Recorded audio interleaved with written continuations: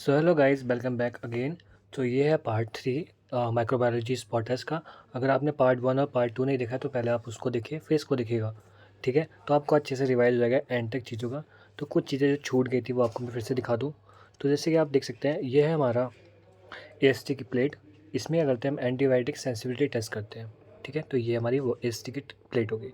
फिर ये जो साइड में आपको दिख रहा है, ये जो दिख रहा है, ये हमारा है BHI ब्रॉथ। ठीक है, और ये भी हमारा AST में आता है। फिर हम बात करें, ये कुछ हमको स्टेप दिए जाएंगे कि हमको क्या करना है। ये मतलब जैसे कि सपोज़ अगर आपको स्वैब लेना है, मतलब आपको सैंपल लेना है थ्रोट स्वैब का, तो आप कैसे लेंगे, वो अब ये स्टेप्स है। तो ये आपके स्टेप्स देखे जाते हैं कि पर्टिकुलर आप एक एक स्टेप कर रहे हैं नहीं कर रहे हैं। पहले आप मतलब जो हेड है पीछे की तरफ मूव करा रहे नहीं, टिल्ट करा रहे नहीं करा रहे, पेशेंट को बोल रहे कि आप बड़ा सा मुँह खोलिए या नहीं, मतलब ऐसे वो हर स्टेप चेक करते हैं। और उसके पॉइंट पर्टिकुलर मार्क्स दे रखे हैं। अगर आपने एक भी स्टेप मिस किया तो आपके उतने मार्क्स चले जाएंगे। तो एक बार आप ये देख के ज़रूर जाइएगा कि क्या क्या करते हैं। तो मैं आपको बता देता हूँ कि सबसे पहले आप हेड को बैकवर्ड टिल्ट करते हैं। फिर पेशेंट को बोलते हैं कि अपना मुंह खोलने के लिए और आ बोलने के लिए। फिर जेंटल प्रेशर के साथ टंग पे, और टंग डिप्रेसर होता है आपके पास, उसको आप एंटीरियर 2/3 पे रखते हैं और पोस्टीरियर 1/3 पे रखते हैं। तो वो इस टाइप से जो डिप्रेसर होता है वो आप रखते हैं। फिर आप उस जो आपके पास स्वैब होता है उसको एक टॉन्सिलर फोसा से पूरा एक आर्च बनाते हुए, आर्च उबला और सेकंड टॉन्सिलर आर्च तक लेके जाते हैं, फिर फोसा तक। फिर आपको ऐसे स्वैप करना होता है पूरा। तो आपने जो भी इन्फॉर्मेशन लिया उसके अगेंस्ट आपने स्वैप कर दिया। फिर आप जो पोस्टीरियर फेरेंजियल बॉल है वहाँ पे जाते हैं, सबसे लास्ट में आप पोस्टीरियर फेरेंजियल बॉल्स तक पहुँचेंगे। तो आपको ये पूरा पर स्टेप्स में करना होता है। हेड को पीछे पे टिल्ट किया, फिर पेशेंट को बोला आ बोलने के लिए, फिर आपने जेंटल प्रेशर किया, टंग को प्रेस किया, टंग डिप्रेस कर दी।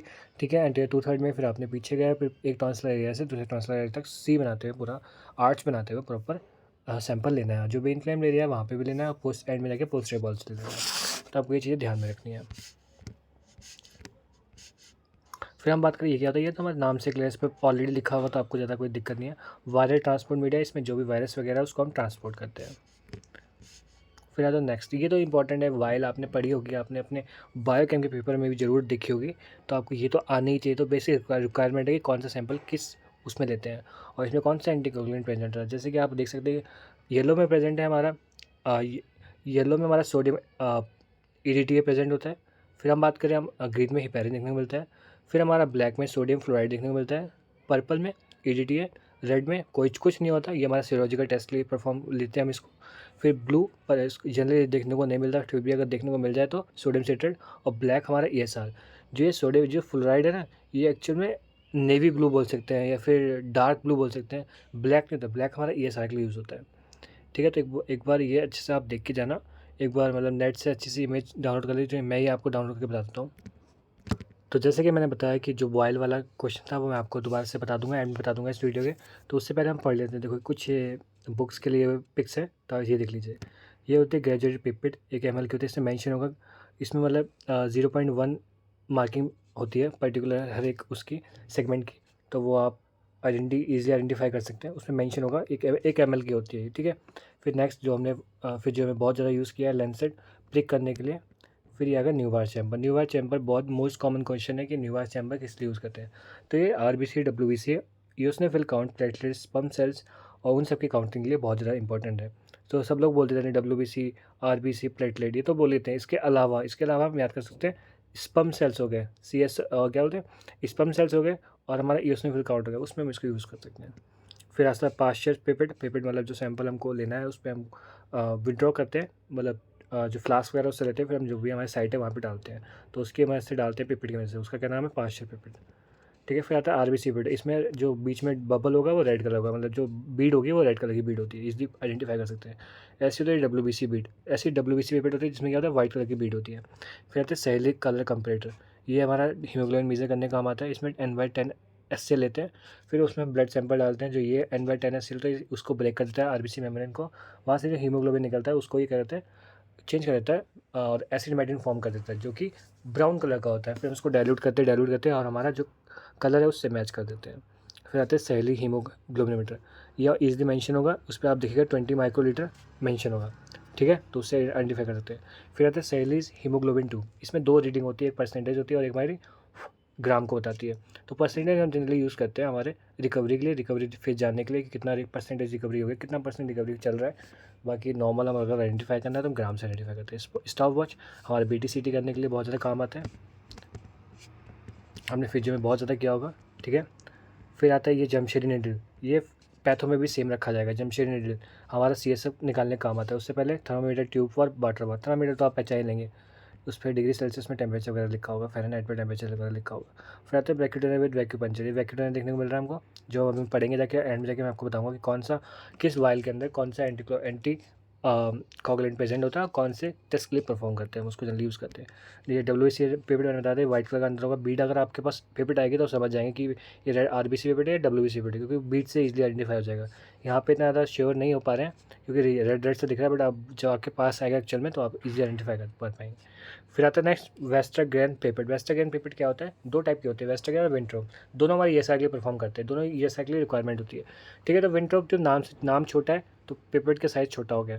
फिर विंट्रोप ट्यूब, वेस्टरग्रेन जो होता है नाम बड़ा है, वेस्टरग्रेन और विंट्रोप के कंपेरिजन में वेस्टरग्रेन नाम बड़ा है तो ये बड़ी ट्यूब होगी, ठीक है। इसके दोनों एंड क्या खुले होते हैं, दो आइडेंटिफिकेशन फीचर है, एक तो बड़ी होगी, दोनों एंड खुले होंगे, उसके एक एंड खुला होगा और छोटी होगी, तो आप ऐसा आइडेंटिफाई कर सकते हैं।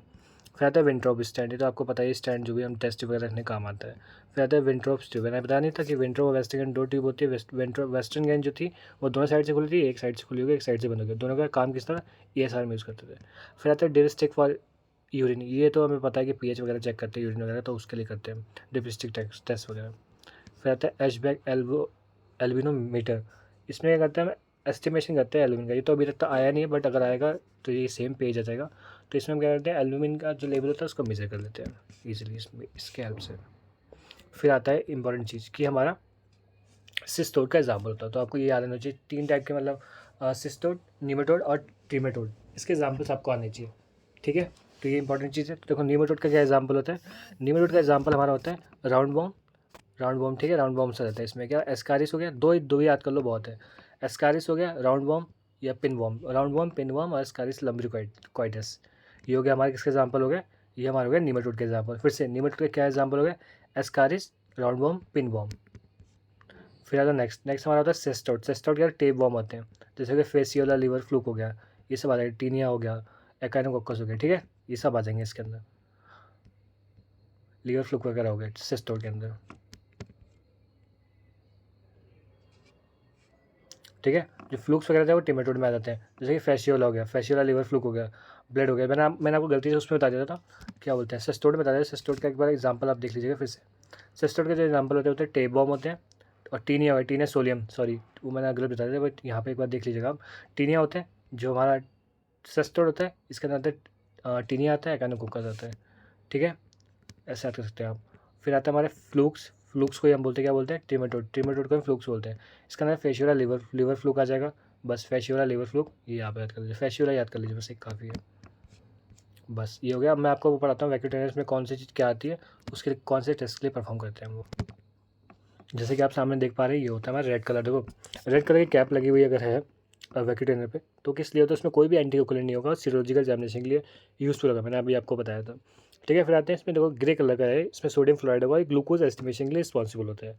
फिर आते हैं हम पर्पल कैप। पर्पल कैप में क्या निकलता है, पर्पल बोल रहे हैं, लेवेंडर बोल लो, लेवेंडर ज़्यादा मतलब अच्छा लग रहा है, तो लेवेंडर मतलब एग्जैक्ट ऐसा ही होता है। EDTA में इसके अंदर एंटीकोगुलेंट होता है, और किसके लिए यूज़ करते हैं, हेमेटोलॉजिकल, या फिर ESR पढ़ लो, ESR हमारा ये, और ब्लैक वाला भी ESR के लिए यूज़ होता है। और वैसे तो EDTA इसमें है तो हेमेटोलॉजिकल एग्जामिनेशन के लिए यूज़ करेंगे। फिर आएगा स्काई ब्लू। स्काई ब्लू इसलिए 3.2% सोडियम सिट्रेट होता है, कोगुलेशन स्टडीज के लिए यूज़ होता है, जैसे कि APTT हो गया, PT हो गया, प्रोथम्बिन टाइम हो गया, ठीक है, ये सब के लिए यूज़ होता है। फिर green heparin, bone marrow studies के लिए, और येलो सिट्रेट ब्लड कल्चर के लिए, ठीक है, येलो हो गया हमारा सिट्रेट और ब्लड कल्चर के यूज़ होता है। फिर ये आता है हमारा इसको क्या बोलते हैं, बेबी पिंक बोल दो, कुछ ही बोल दो, मतलब पिंक टाइप होता है, ठीक है, EDTA हो गया, या पीच कलर बोल दो, पीच कलर ज़्यादा अच्छा है इसके लिए, पीच कलर है ये, EDTA हो गया। और किसके लिए यूज़ करते हैं, ब्लड बैंक टेस्ट वगैरह के लिए, ब्लड ग्रुपिंग के लिए, ब्लड टाइपिंग के लिए, AB के लिए। तो देखो इसमें देखो कॉमन क्या है, जो हमारा ये है लेवेंडर हो गया, और साथ ही हमारा ये पीच कलर हो गया, दोनों आपस में सेम है। देखो थोड़ा अच्छे कलर हैं, नाम से सुनने में अच्छा लगता है, लेवेंडर हो गया या फिर पीच कलर हो गया, तो ईडीटी या ईडीटी दोनों का सेम कर दो। एक जो ईडीटी है वो हमारे हेमेटोलॉजिकल स्टडीज में होता है, एक हमारा ब्लड बैंक में यूज़ होता है। फिर जो रेड था उसमें रेड में तो कोई एंटीकोगुलेंट है ही नहीं, उसको सीरोलॉजिकल स्टडीज़ के लिए यूज़ करते हैं। फिर जो ग्रे वाला है वो हमारा सोडियम फ्लोराइड और ग्लूकोज एस्टिमेशन के लिए यूज़ करते हैं। फिर स्काई ब्लू है वो हमारा 3.2% सोडियम सिट्रेट होता है, उसको हम किस लिए एपीडीटी या पीटी के लिए यूज़ करते हैं। ग्रीन वाला हिपेरिन का बोन मैरो स्टडीज़ के लिए यूज़ करते हैं। और जो येलो होता है सिट्रेट होता है उसके अंदर, और उसको हम ब्लड कल्चर के लिए यूज़ करते हैं। तो इसी के साथ हमारी वीडियो यहाँ पे समाप्त होती है। अगर आपको कोई भी क्वेरी वगैरह हो तो कमेंट कर सकते हैं, और मेरा टेलीग्राम चैनल है, मैं उसका लिंक डाल दूँगा, आप वहाँ पे जाके मुझे फॉलो कर सकते हैं। बाकी कोई भी दिक्कत वगैरह हो तो आप सीधा कमेंट में मैसेज डाल दें, वहाँ से मैं रिप्लाई कर दूँगा। और अगर आप इस चैनल पर नए हैं तो प्लीज़ चैनल को सब्सक्राइब करें और अपने दोस्तों में यह वीडियो शेयर करें।